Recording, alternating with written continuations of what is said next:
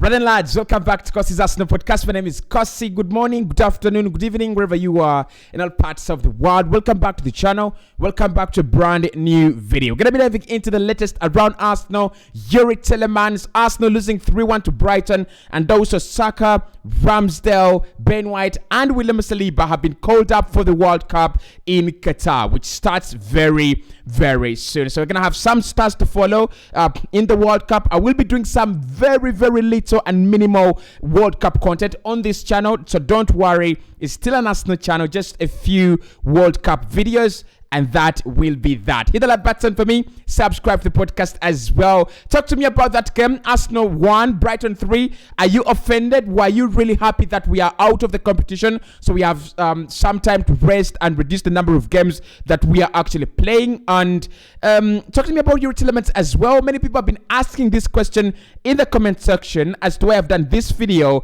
Because what is going on with TILEAMS? Are we signing him in January, or is it just one to wait for in the summer? We're going to be diving into all that. Hit the like button. Let's get this video to 300 likes. Subscribe to the podcast as well. Now, first and foremost, yesterday, Mikel Arteta has been speaking about the defeat to Brighton and Hove Albion. And I said, look, right about now, we are happy with the changes we made in that game. We wanted to win. We wanted to continue in that competition. It was not we were not really able to do that. But one thing we were really happy with is the number of changes we made and the players we were actually able to rotate. Look, in that game, I think almost every starting player, almost every starting member of the starting 11 was rotated, from the goalkeeper to the strikers. And honestly, I didn't hope Arsenal were gonna win that game. I didn't feel like we were gonna win that game right from minute one. I looked at the squads and I straight away, I knew, although we are at the Emirates Stadium, Brighton is gonna have the better rovers. And 3-1, yes, I think it just brings out the true picture of how the game actually unrolled and how the game played out. They had a better XG, they had better opportunities. I think we scored a very good goal earlier on in the 20th minute through Edin Ketia, but that was actually not enough. So Mikel has said that we wanted to continue in the competition, but unfortunately we were not. Personally, you remember my preview, I never wanted Arsenal to continue in that competition. I never wanted us to go far in that competition. I wanted us to end right there, just to make sure that in February, in January, in March and April as well, we have focused on bigger games and we have focused on bigger competitions as well. So Arsenal is out of the Carabao Cup. I'm not really scared. I'm not really concerned. And that is a loss that actually means nothing. Because you look at in goal, we had Carl Hayne, the likes of Cedric Suarez. William Saliba did start in that game as well, but alongside Rob Holding, Kieran Tierney as well, Albert Sambi-Lokonga alongside Mohamed Elneny in midfield. So it's a game that Mikel Arteta didn't really treasure that much. And I think for me, it was deliberate for him to lose this game. It was very deliberate for him to go, we are not going to win the game eventually, and we're going to be out of this competition, but in the long run, we will reap the effects of the rewards of having less games played on our calendar and all that. Now, the English squad for the World Cup, 26-man squad for the World Cup has actually been released. 3 of Arsenal's team members have actually been included: Bukayo Saka, Aaron Ramsdale, and finally Ben White has also been included in that 26-man squad as well. Now, the problem I have with Gareth Southgate is he needs a lot of feedback. He needs a lot of coaching from the fans just to make sure that he makes the right decisions. Ben White is a no-brainer for me. Aaron Ramsdale is a no-brainer for me. Saka is a no-brainer for me. So 3 of them have been called up for the English squad to participate in the World Cup, unless one of them picks up an injury. God forbid. Fingers crossed no one actually picks up an injury. They will be representing England in the World Cup. I think Saka, guys, is a no-brainer. What he's done with this English squad, not only in the Euros, not only in the qualifiers of the World Cup, but I think he's one of those very integral players when it comes to Gareth Southgate. The problem I have with Southgate is he has failed to play Saka right. He's insisting on playing him in wing-back positions. He's insisting on playing him on the right. For me, if you want to get on the left, if you want to get the best out of Saka, play him as an inverted right winger. That is where his biggest success has actually come under Mikel Arteta. And right now, in terms of playing on the right wing, I don't think England do have a better player than Bukayo Saka. On the left, probably it's debatable. Marcus Rashford, Harvey Barnes, and a couple of other players. But on the right, Saka is a no-brainer. Benjamin White, in terms of the right backs, he's probably not played as Kieran Trippier or as Tariq Lamptey, as that explosive fullback. But I don't think he was droppable. I think he's not droppable in the squad. I won't be very surprised if Ben White goes and doesn't play any minutes under Southgate in the World Cup. But again, I won't be very surprised if he goes out there and plays almost every game. He can play in the back three on the right hand side. He can play for you as a right back in the back four, just like Mikel Arteta has been using him. The difference is the system in and out of position. The way you use him actually dictates the amount of rewards and the amount of success you're going to realize with him as well. And Aaron Ramsdale, this one is a no-brainer. It had to be Ramsdale or the likes of Dean Henderson. I think Ramsdale, being on top of the table right now, those very, very charismatic performances he's actually put in for Arsenal in the past few weeks and months just dictate that he has to be in that squad. And for me, he's one of the best ball-playing goalkeepers right now in the Premier League, and also when it comes to English goalkeepers. I actually believe he's better than Pickford at playing out from the back. The only goalkeeper that we're going to see better at playing out from the back is going to be Unai Simon for Spain. Of course, we understand the quality the boy has, but Ramsdale, guys, congratulations. It's a no-brainer. It should be number one, but I feel like England have just created that kind of pact relationship with Jordan Pickford. Is reliable, and they have no reason to drop him. Actually, I wouldn't drop Pickford for Ramsdale in the World Cup for any reason.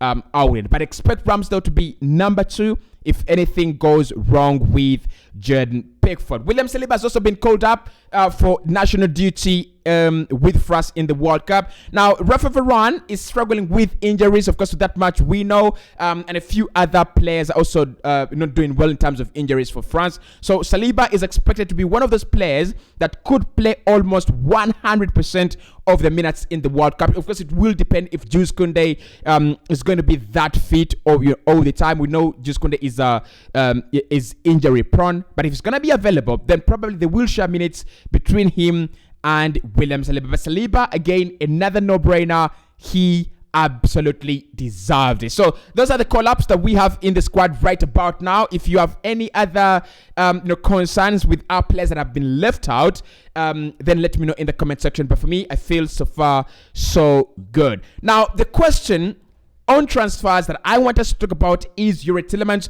Many people have been asking me, because what is on with Youri Tielemans? What is happening with Youri Tielemans? Is he signing in January? Is he signing a new deal with Leicester?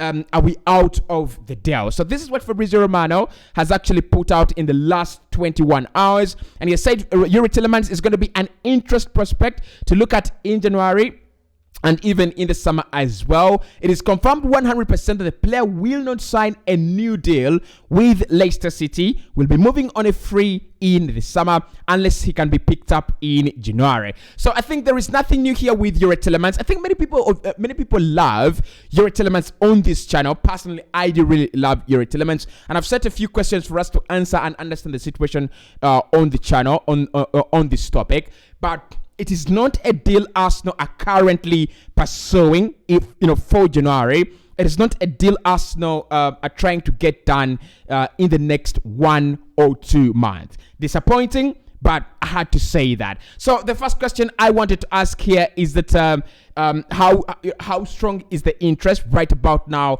from Arsenal? And we're gonna say it has really, really cooled down.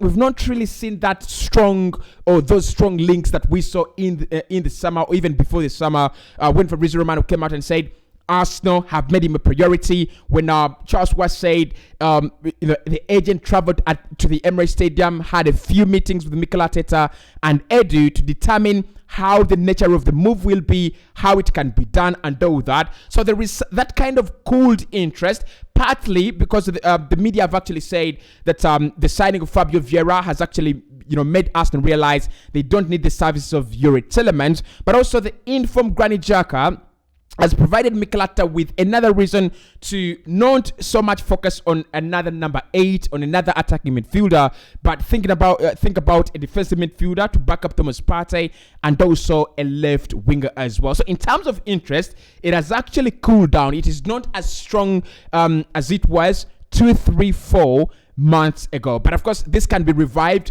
within 1 week or 2 if Arsenal really believe they can get the deal done in January. I expect them to wake up and try to hijack, the deal. Now, the next one that I thought about is the 20 million Leicester City will be asking for in January, according to credible sources. So, although Yuri Tillemans is not for sale right now, but 20 millions could actually do the trick. And in my opinion, no. Arsenal will not be willing to pay 20 million for Yuri Tillemans if we fail to pay 23 for him in the summer. Now, the feeling in the summer was that, yes, the player lacks some physical attributes to his game. I think he's really improved his game, by the way, vis-a-vis the start of the season. The last 3-4 games have been absolutely marvelous from him, hitting those wonders out of the penalty area. And then generally, his body shape, his attitude, his game in possession, his game out of possession, his pressing, he's actually improved his game really a lot in the last 1 month or so. So the physicality issues, I don't think that actually really works right now. But Arsenal really never wanted to pay 20 million for a player that they felt they could get on a free 12 months later. And I think that really makes a lot of sense. Come next June, if Arsenal is still interested in Yuri Tillemans, the project is there. So many other clubs are going to be providing options and alternatives, but I think Arsenal have a better project to provide to Yuri Tillemans. So we can't get him on a free. I don't think Arsenal will be paying 20 millions in January. Now, the question, if you asked me, would I pay 20 million for to Leicester for Yuri Tillemans right about now?